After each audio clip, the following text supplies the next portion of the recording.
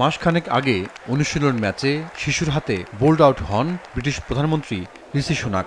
তখন শিশুদের প্রধানমন্ত্রী জানান গোপনে ক্রিকেট মাঠে নেট অনুশীলন করেন।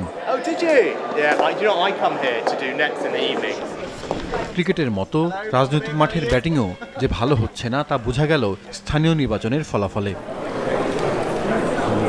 ভোট গণনা ও ফল ঘোষণার পরপরই দেখা যায় অনেকগুলি এলাকায় বড় ধাক্কা খেয়েছে সুনাকের দল কনজারভেটিভ পার্টি। উল্টো দিকে বিরোধী দল লেবার পার্টির উত্থান চোখে পড়ার মতো। বলা হচ্ছে দ্বিতীয় বিশ্বযুদ্ধের পরে এই প্রথম এত বড় সাফল্য পেয়েছে লেবার পার্টি। ১০৭টি কাউন্সিলের মধ্যে একটি বাদে সবকটির ফলাফল প্রকাশিত হয়েছে। এতে স্যার কিয়ার স্টারমারের লেবার পার্টি ১,১৪০টি কাউন্সিলর পদে জয়লাভ করেছে। ৫২১টি কাউন্সিলর পদে জয় পেয়ে দ্বিতীয় অবস্থানে উঠে গেছে লিবারেল ডেমোক্রেটিক পার্টি। আর ৫১৩টি কাউন্সিলর পদ নিয়ে তৃতীয় অবস্থানে নেমে গেছে ক্ষমতাসীন কনজারভেটিভ পার্টি, যা গতবারের চেয়ে ৪৭৩টি কম। লেবার পার্টির মতো ভালো ফল করেছে গ্রিন পার্টিও, জিতেছে ১৮১টি কাউন্সিলর পদ। শুধু ওল্ড হ্যামে জয় পায়নি লেবাররা।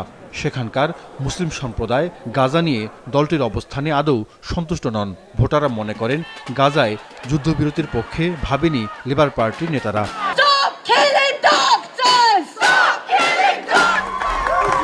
গত রাতে সবার চোখ ছিল লন্ডনের মেয়র নির্বাচনের ফলাফলের দিকে। সেখানে লেবার নেতা পাকিস্তানি বংশোদ্ভূত সাদিক খান পরপর ৩ বার লন্ডনের মেয়র পদে জিতে রেকর্ড গড়েছেন। To be re-elected for a third term, and to do so with record levels of support from Londoners, with an increased margin of victory. দলের এই সাফল্যে উচ্ছ্বসিত পার্টির নেতা কিয়ার স্টারমার বলেন, ঋষি সুনাককে একটা বড়সড় বার্তা দিতে পেরেছে এই ফল। এবার তার যাওয়ার পালা।